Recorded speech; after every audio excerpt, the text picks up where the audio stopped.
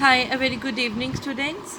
Let's begin with chemistry. So, today we are going to start matter in our surroundings. This chapter is very simple. Okay, so first of all, what is matter? Anything which occupies space and has mass is called matter. कोई भी चीज़ जो एक space को cover करेगी और जैसा कुछ wait भी होगा उसको मैटर बोलते हैं हम. Air and water, hydrogen and oxygen, sugar and stand, silver and steel, copper and coal, iron and wood, ice and alcohol, milk and oil, kerosene and petrol, carbon dioxide and steam. So these all are different kind of matter because all of them occupy space, okay, and have volume. So matter तो simple ही है, कोई भी चीज़ जो एक space को occupy करेगी उसको हम मैटर कंसिडर करते हैं. So matter can be classified in number of ways. Ancient philosophers said that the matter could be living or non-living was made up of basic 5 elements. यानी कि 5 elements से बना होता है which are air, earth, fire, sky and water. ठीक है, तो ये तो एंशियंट फिलोसफर्स कहते थे, लेकिन मॉडर्न डे साइंस में कहते हैं कि जो मेटल को हम मैटर को दो चीज़ों में कंसीडर करते हैं, on the basis of their physical properties and on the basis of their chemical properties. Physical properties कैसे होती है, जैसे कोई भी चीज़ सॉलिड है, लिक्विड है, गैस है, स्पेस कितनी ऑक्यूपाई करती है, फ्लो करती है कि नहीं करती है, कलर के अकॉर्डिंग. और केमिकल वाइज हम देखते हैं कि कंपाउंड्स कैसे बनते हैं, उसके मिक्सचर कैसे हैं, एलिमेंट कैसे हैं. ठीक है, सो हम इसमें प्रॉपर्टीज़ को स्टडी करेंगे about matter. Matter is made up of particles. We all know that कि कोई भी मैटर है किस चीज़ का बना होता है, पार्टिकल्स का. Everything around us is made up of tiny pieces or particles. Our body is made up of particle. Our chair is made up of particle. कोई भी चीज़ जो हमारे सराउंडिंग में है, everything is made up of particles. So particles जो होते हैं, particles which make up matter are so small that we can't see them even with a high power microscope. Even without seeing them, we have certain evidence which tell us that all the things is made up of tiny particles. ठीक है, हमें वो चीज़ें दिखती नहीं है, they are very tiny, but still हमें पता है कि वो टाइनी पार्टिकल से ही बनी होती है. Let's see the figure. A small rain drop on this leaf of a plant is made up of about this इतने पार्टिकल्स. ठीक है, यानी कि एक डॉट का भी आप 10,000 पार्ट लगा लो. ठीक है, जैसे एस्टिमेट है, एक हम सिंपल जो डॉट लगाते हैं, लाइक ये वाली जो डॉट है, इसका भी 10,000 पार्ट लगा दो, वो उतना ही होता है मैटर, जो पार्टिकल होगा मैटर का. एविडेंस. अब एविडेंस क्या है, अब इसने इन्होंने दिखाया है कि डिफ्यूजन. अब सपोज करो आपने एक बीकर में पानी लिया और उस बीकर में इंक डाल दी, ठीक है, या नील डाल दो या इंक डाल दो, वट एवर यू हैव. अब उस बीकर को आप थोड़ा थोड़ा पार्ट उसमें ट्रांसफ़र करते रहो अलग अलग बीकर्स में, तो यू विल सी कि जो इंक का जो स्टेन है वो हर एक बीकर में थोड़ा थोड़ा जाता रहेगा. जैसे कि इसमें उन्होंने लिया है potassium permanganate in water. Most of the evidence for the existence of particle in matter and their motion comes from the experiment on diffusion. जैसे कि हमने एक बीकर लिया, उसके अंदर हमने पानी डाला और इंक डाल दी. ठीक है, नेक्स्ट बीकर में हमने पानी लिया और जो फर्स्ट बीकर था हमने उसमें से 1 स्पून ऑफ जो वाटर निकाला और जो फ्रेश वाटर था उस पर ट्रांसफ़र कर दिया. नो यू विल नोटिस कि उसका कलर चेंज हो गया. अब हमने थर्ड बीकर लिया, थर्ड बीकर में हमने फुल पानी भरा, क्लियर वाटर, और सेकेंड बीकर में जो इंक वाला वाटर था वो हमने डाल दिया. एंड यू विल ऑब्जर्व कि थर्ड बीकर में भी जो इंक के स्टेन्स है वो प्रेजेंट है. सिमिलरली हम फोर्थ बीकर लेंगे और थर्ड बीकर में से पानी को ट्रांसफ़र करेंगे to fourth beaker, you will see again the colour would change. तो इससे हमें पता लगता है कि जो इंक है वो कितने सारे पार्टिकल से बनी हुई है. अगर हम थोड़ा थोड़ा पानी फर्स्ट बीकर में से निकाल के and so on next beakers में डालते जाएंगे तो उसका जो कलर है वो चेंज होता जाएगा. Now evidence. फर्स्ट है dissolving a solid in a liquid. अब इन्होंने एग्जाम्पल लिया हुआ है, potassium permanganate is a purple color solid substance and water is a colorless liquid. So we will first study the dissolving of potassium permanganate. When a crystal of potassium permanganate is placed in a beaker of water, the water slowly turns purple on its own even without stirring. The spreading of purple colour of potassium permanganate in the whole water of beaker can be explain this follow. पहले इतना था, फिर हल्का हल्का ऊपर जाता गया, फिर पूरा ही पानी में वो स्प्रेड हो गया।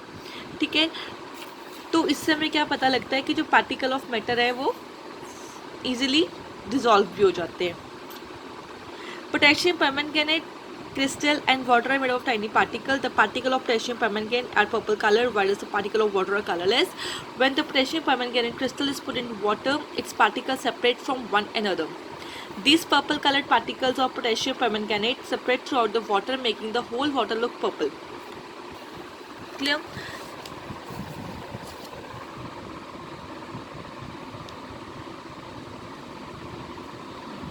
अब इसमें देखो, the particle of potassium permanganate crystal spread into the particle of water, making the whole water purple.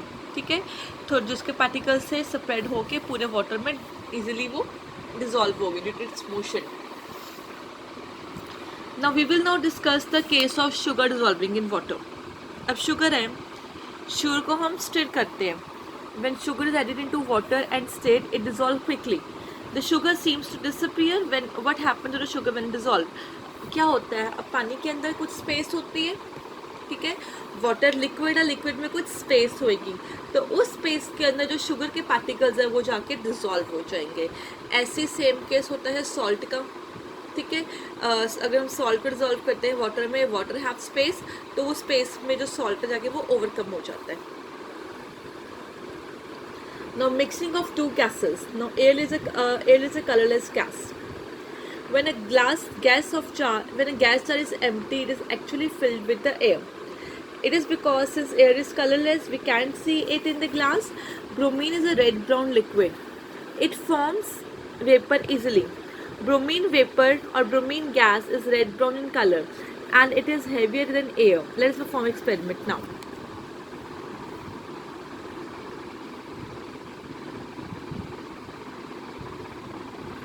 A gas jar containing air is placed upside down on a gas jar of bromine vapor. We will see that the red-brown vapor of bromine water from the lower gas jar spread up into the air in the upper gas jar. And after some time, the gas jar containing air also becomes completely red-brown in color. अब इसमें था कि एक jar लिए, उसमें पहले क्या डाला था, ब्रोमीन, और कुछ टाइम बाद क्या हुआ, ये कलरलेस था। ठीक है, यहाँ पे कोई भी, यहाँ पे सिर्फ एयर थी, यहाँ पे कोई गैस नहीं थी, कलरलेस एयर थी, और यहाँ पे ब्रोमीन गैस थी। अब कुछ टाइम के बाद उसको लेफ्ट किया हमने, कुछ टाइम के बाद हमने देखा कि जो ब्रोमीन गैस है वो थ्रू आउट द कंटेनर पूरी वो क्या स्प्रेड हो चुकी है। ठीक है, और फिर क्या होता है, ये पूरी कम्प्लीटली रेडिश ब्राउन हो जाती है in colour. The spreading up of bromine vapor into air can be explained. Both air and bromine vapor are made up of tiny moving particles. The moving particle of bromine vapor and air collide with each other and bounce about in all the directions, due to which they get mixed uniformly. This is another example of diffusion. Diffusion जैसे कि आप diffusion होता है mixing of gases. अब हमारे घर में कोई भी सपोज मैगी बन रही है, हम बैठे हैं दूसरे रूम में, तो मैगी की खुशबू में फटाफट से आ जाती है। ठीक है, तो वो जो मैगी में से जो एयर पास आउट हुई, ठीक है, उसमें कुछ जो स्पाइसेस की कुछ फ्रेगनेंस थी, जो केमिकल डिसॉल्व हुए एयर के अंदर जाके, वो हमें वाया द एयर पाथ हमारे नोस्ट्रल्स तक पहुँचे। ऐसे ही इसमें होता है। अब ब्रोमीन वेपर था, ऑब्वियसली ये भी गैस है। अब कुछ टाइम बाद क्या हुआ, वो गैस मोशन में थी, क्योंकि गैस के जो पार्टिकल होते हैं वो मोशन में होते हैं, वो स्प्रेड होगी, स्प्रेड होने से क्या होगा, वो पूरे कंटेनर में फिल होगी।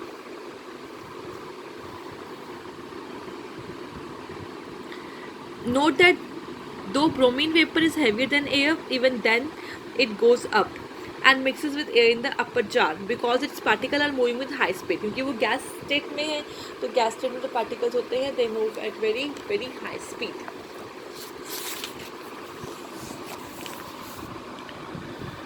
The process of diffusion gives us two conclusions about the nature of matter. That matter is made up of very tiny particles.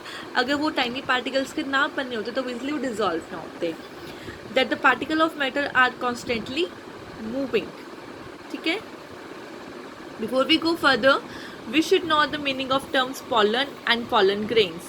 Pollen is a powdery substance discharged from the male part of a flower called stamen. पता ही होगा आपको ये. Pollen is actually present in the top part of stamen called anther. Pollen contain microscopic particle called pollen grain. Thus, pollen grains are extremely minute and light particles. Now, the movement of pollen grains in water.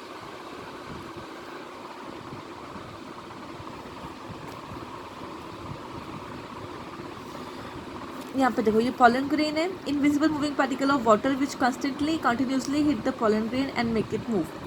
अभी जो pollen grains है बहुत ज़्यादा microscopic part होते हैं ये, ठीक है, और इनका जो वेट भी क्या है, मास भी क्या है, बहुत ज़्यादा लेस है, इसलिए वो क्या करते हैं, वो कॉन्स्टेंटली मूव करते रहते हैं.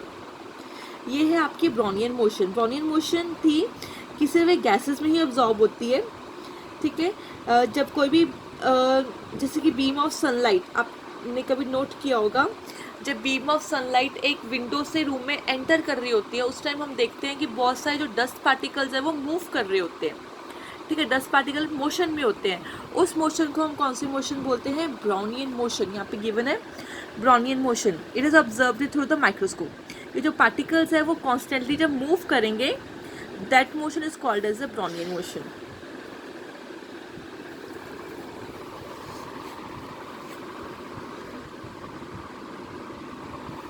The zigzag movement of the small particles suspended in a liquid or in a gas is called Brownian motion.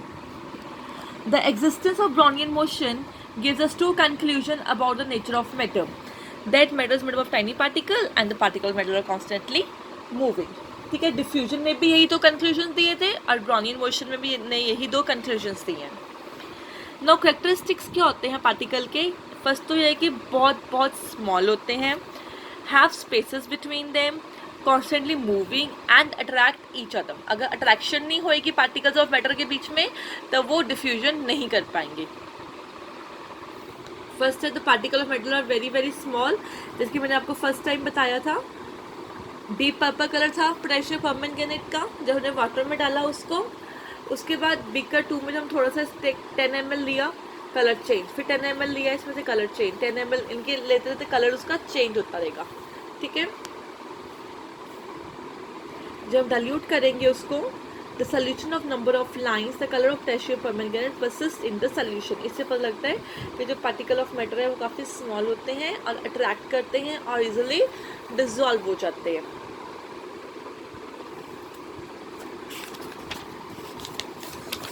मैं आपको नोट सेंड कर दूंगी इसके. Particles of matter have space between them. ये इजीली हम देख सकते हैं कि जैसे हम शुगर को या सॉल्ट को पानी में डिसॉल्व करते हैं तो वो इजीली डिसॉल्व हो जाती है, ठीक है. जैसे कि 100 ml पानी लिया और 50 ग्राम शुगर ली, वो इजीली डिसॉल्व होगी, ठीक है. The particle of matter are constantly moving. ये अभी बता के आते हैं जो ब्राउनियन मोशन थी, जैसे कि एक विंडो में से जब सनलाइट एंटर करती है और हम उसमें 10 पार्टिकल्स को देख सकते हैं मोशन में, तो that is the evidence of कि the particles of matter are continuously moving. Even आप कहीं बाहर भी बैठे हो तो एक फोकस करो एक ही पॉइंट पे, ठीक है. आपको काफ़ी सारे पार्टिकल्स उस टाइम पे भी दिखेंगे, काफ़ी बबल्स दिखेंगे, कुछ डस्ट पार्टिकल्स दिखेंगे जो कि मोशन में होंगे. तो इससे भी we can conclude that the particle of matter are constantly moving. When we light an incense stick in one corner of a room, its fragrance spreads in the whole room quickly. This observation can be explained as follows. The burning of incense stick produces gases having pleasant smell. The particle of gases produced by the burning of incense stick move rapidly in all the direction, mixed with the moving particles of air in the room and reach every part of the room quickly. When the gaseous particle from the incense stick reach our nose with air, we can smell the fragrance. If, however, the particle of gases produced by the burning of incense stick and the particle of air were not moving, then the fragrance of incense stick could not spread in the whole room. जैसे कि अगरबत्ती या धूप को हम जलाते हैं, उसकी जो खुशबू है वो पूरे घर में ही स्प्रेड हो जाती है. अगर पार्टिकल ऑफ मैटर मूव ना करे तो उसकी जो फ्रेगनेंस है वो स्प्रेड ना हो पाए, ठीक है. तो दिस इज द एविडेंस कि जो पार्टिकल ऑफ मैटर है they are in a continuously moving state. The particle of matter attract each other. अब ये भी एक एग्जाम्पल है कि जो पार्टिकल्स हैं वो अट्रैक्ट करते हैं। अट्रैक्ट कैसे करते हैं? हमने पेंसिल ली, ठीक है, पेंसिल को अगर हम पकड़ रहे हैं वो टूट तो नहीं रही ना। क्यों नहीं टूट रही? क्योंकि वो उसके जो पार्टिकल्स हैं मैटर के वो आपस में बाइंड टुगेदर है। तो this is the example which we can see in any solid. Solid में क्या होता है, जो पार्टिकल्स होते हैं वो इजिली बाइंडेड फॉर्म में होते हैं। It means there are some force of attraction between the particle of matter which bind them together. The force of attraction between the particle of the same substance is known as cohesion. ठीक है, the force of attraction और cohesion is different the particle of different kind of matter. जैसे कि अगर हम वो लेते हैं, गैस लेते हैं, तो गैस में फोर्स ऑफ अट्रैक्शन नहीं होती है। लिक्विड में फोर्स ऑफ अट्रैक्शन बहुत ही लेस होती है, बट और सॉलिड में अट्रैक्शन बहुत ही ज़्यादा रेट पे होती है। जैसे if we take a piece of chalk, a cube of ice and an iron nail, तो इन तीनों में सबसे ज़्यादा फोर्स ऑफ अट्रैक्शन किस में होएगी? आयरन नेल के अंदर। पीस ऑफ चॉक को पकड़ते हैं वो टूट सकते हैं इजीली, क्यूब ऑफ आइस पे मेल्ट हो जाएगी, लेकिन आयरन नेल नहीं टूटेगा।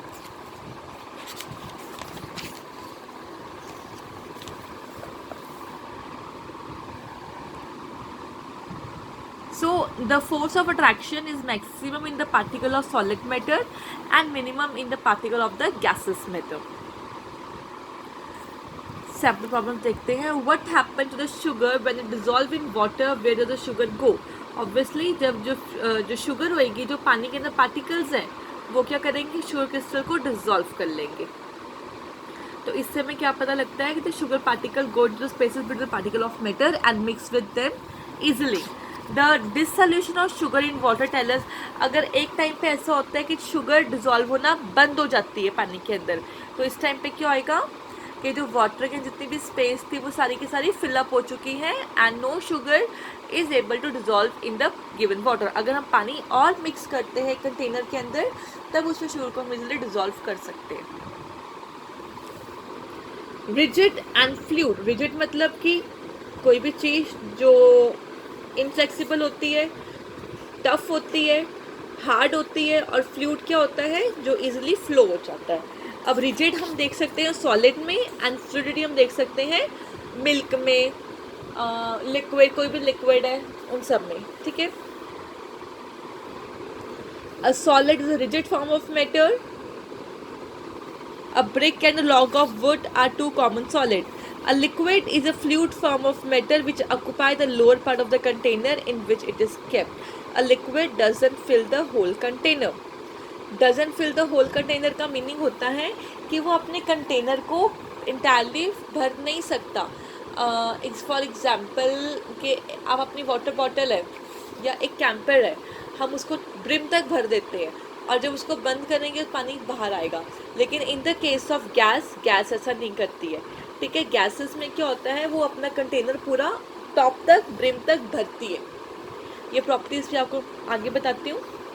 अ gas is a fluid form of matter which fill the whole container in which it is kept. Being fluid, gases also require a container to keep them.